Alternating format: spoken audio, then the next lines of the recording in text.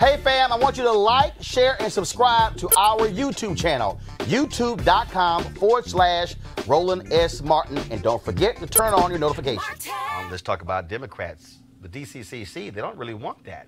The Democratic Party establishment, they want people to, like New York Congresswoman Alexandria Ocasio-Cortez, frankly, to never run. Of course, she won her seat by beating Joe Crowley, a longtime incumbent, but the DCCC, Democratic Congressional Campaign Committee, which governs, of course, wanting to elect incumbents, they passed a new rule that makes it perfectly clear, if you work for any candidate who's opposing a challenger, you can't get a contract. Oh, AOC, as well as others, including Ayanna Pressley, who upset an incumbent in Massachusetts, saying, have y'all lost your mind? A lot of the new freshmen in Congress are a result of folks challenging incumbents, people who raised small amounts of money, who did not have endorsements, who did not get lots of praise from incumbents. They are saying this makes no sense and it is wrong. And frankly, I agree with them. I think the Democrats, first of all, I get the DCCC's position, but I do not think you penalize somebody who works for an incumbent, because the very same incumbents who are now there, you want them and their votes. You want them raising money. Okay? Democrats, they want Cortez, and they want Ayanna Pressley and Lauren Underwood and Ilhan Omar out there because they have brought a new energy to the party. DCCC, this is stupid and shameful. Well, I think old people are stubborn sometimes.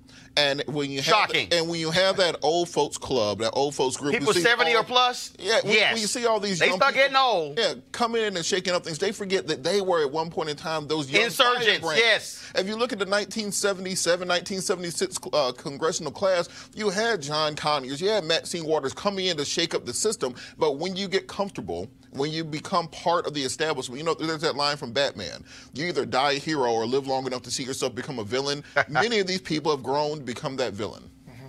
I think that is one of those situations where, especially with the DCCC, what they're doing is becoming almost dangerously close to kind of this old white man club by doing something like this. Because who's coming up? People of color, women, LGBT community, and the like. Everybody who's considered a minority. Those are the people who are, fighting after these seats. And it's because of people like AOC, Ayanna Pressley, Ilhan Omar, that they feel encouraged to do so. So now you're in a situation where you can't do that. Yeah, I would agree. And I would say that it, just kind of what was alluded to earlier was, I think it's also old black folks. It's not just old white folks. People just out of their cold, dead hands. First of all, anybody. Power. If you in office, you ain't trying to you ain't trying to lose power. And so that's what this is. Their job is to protect incumbents in seats. But I'm sorry, you don't own that seat. Right. I think maybe I'm not totally against term limits. I've thought about perhaps some of these people need some term limits. Well, the issue here is not really term limits. The issue here is you saying we're going to penalize somebody who works for a campaign. So they are threatening, if you work for a challenger, you are risking never working for us again. And to me, that's wrong. So the DCCC should change this. You can support incumbents all you want to, but to literally threaten folks who work for a challenger, that to me is dead wrong. All right, folks, back to our Roland Martin Unfiltered video in just one moment. I was calling all HBCU alumni, students, and leaders. I want you to, and I need y'all to do this here, okay?